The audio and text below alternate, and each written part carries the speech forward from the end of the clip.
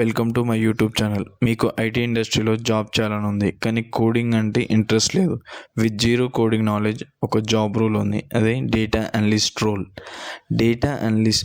So ఇప్పుడు మనం data analyst అంటే ఏంటి, వాళ్ళకి ఏమేమి రెస్పాన్సిబిలిటీ ఉంటాయి, ఏమేమి స్కిల్స్ కావాలో చూద్దాం. First, what is data analyst? Data analyst అంటే డేటాని కలెక్ట్ చేసుకొని ఒక స్ట్రక్చర్డ్ వే క్లీన్ చేసి అనలైజ్ చేసి ఇన్సైట్స్ని డెవలప్ చేసి ఫర్ బెటర్ డిసిజన్ మేక్ చేయడానికి యూజ్ చేస్తాం. ఫర్ ఎగ్జాంపుల్, ఒక కంపెనీ యొక్క సేల్స్ ఎందుకు తగ్గింది, ఒక ప్రోడక్ట్ అనేది బెస్ట్ పర్ఫార్మింగ్ ఎందుకు ఉంది, అండ్ ఒక ప్రోడక్ట్ అనేది అండర్ పర్ఫార్మింగ్ ఎందుకు ఉందో అనేది ఈ డేటా అనలిస్ట్ వాళ్ళు చెప్తారు. సో దీంట్లో కోర్ స్కిల్స్ వచ్చేసరికి Excel, SQL, power BI, Python, Kaggle. And now first coming to the Excel. చాలామంది ఎక్సెల్ని అండర్ ఎస్టిమేట్ చేస్తారు, ఎక్కడ యూజ్ చేయరు, అది లైట్ అనుకొని. కానీ ఇప్పటికీ కూడా చాలా కంపెనీస్ ఎక్సెల్లో డేటా ఎంట్రీకి, ప్రాసెసింగ్కి, ఇంకా చాలా అప్డేషన్స్ కోసం యూజ్ చేస్తాం. ఎక్సెల్ అనేది లాజికల్ ఫౌండేషన్ని డేటాతో చేయడానికి మనకి యూజ్ చేస్తాం. అండ్ ఎస్క్యూఎల్ అనేది స్ట్రక్చర్డ్ క్వెరీ లాంగ్వేజ్.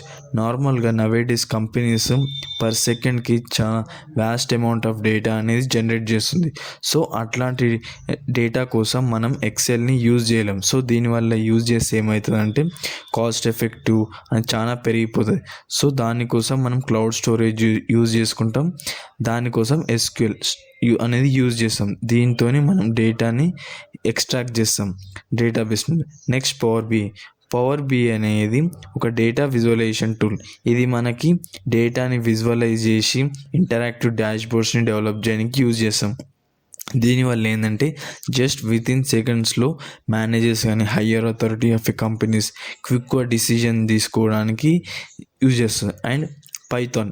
మీరు అనుకుండొచ్చు, పైథాన్ అనేది కోడింగ్ లాంగ్వేజ్ కదా, మరి ఆల్రెడీ వితౌట్ కోడింగ్ లాంగ్వేజ్ అన్నారు, కరెక్టే.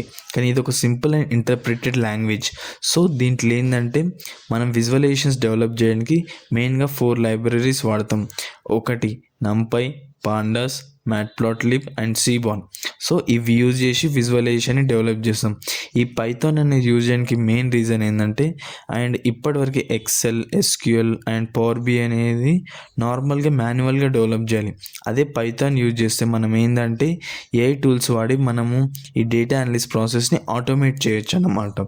So now coming to the Kaggle అనేది ఒక సాఫ్ట్వేర్. దీంట్లో real time data sets integrate with machine learnings ఉంటాయి. సో ఇది ప్రాజెక్ట్స్ టైంలో చేస్తాం అన్నమాట. Now coming to the projects. So మనము జస్ట్ స్కిల్స్ నేర్చుకోవడం అనేది చాలదు కదా, ప్రాజెక్ట్స్ కూడా చేయాలి. సో ఈ ప్రాజెక్ట్స్ చేస్తే ఏంటంటే రిక్రూట్మెంట్ టీమ్ కానీ కంపెనీస్ మనకి ఎంతవరకు స్కోప్ ఉంది డేటా అనలిస్ట్లో, సో మనం ఎట్లాంటి బిజినెస్ ప్రాబ్లం వస్తే ఎట్లా సాల్వ్ చేస్తాం అనేది చెక్ చేస్తారు. మనకి ఇక్కడ సర్టిఫికేషన్స్ మ్యాటర్ కాదు, అండ్ ఇక్కడ ఒక స్కిల్స్ని నేర్చుకొని ప్రాక్టికల్ వేలో ఎలా ఇంప్లిమెంట్ చేస్తామనేది matter. So now next coming to the job opportunities and career growth. First ఈ స్కిల్స్ అన్ని కంప్లీట్ అయిన తర్వాత మనకు డిఫరెంట్ ఆపర్చునిటీస్ ఉంటాయి.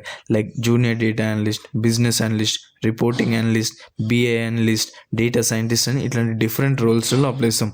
మీరు అనుకుంటుండొచ్చు ఓన్లీ ఈ అనలిస్ట్ రోల్స్ అనేవి ఓన్లీ ఐటీ ఇండస్ట్రీకే అని కాదు. ఈ అనలిస్ట్ రోల్స్ అని చాలా ఇండస్ట్రీస్లో యూజ్ చేస్తాం. Like IT, health care, sales, finance, ఇట్లా చాలా వేరియస్ ఆఫ్ డొమైన్స్లో వాడతాం. అండ్ ఈ అనలిస్ట్ రోల్ అనేది high paid and high demanding skills. Now ఇక్కడ జస్ట్ 1 డేలోనో 1-2 డేస్లో నేర్చుకోవడానికి కాదు, ఇది step by step consistency.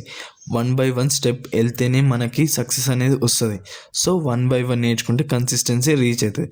So ఇట్లా అండ్ నౌ కమింగ్ అండ్ ఇట్లాంటి ఇన్ఫర్మేటివ్ వీడియోస్ కావాలంటే ఛానల్ని సబ్స్క్రైబ్ చేసి, లైక్ చేసి, కామెంట్ చేయండి. మీకు ఏమైనా ఇట్లాంటి ఇన్ఫర్మేటివ్ వీడియోస్ కావాలంటే నాకు కామెంట్ సెక్షన్లో తెలియజేయండి. నెక్స్ట్ ఇట్లాంటి ఇన్ఫర్మేటివ్ చాలా చేస్తాను. And thank you.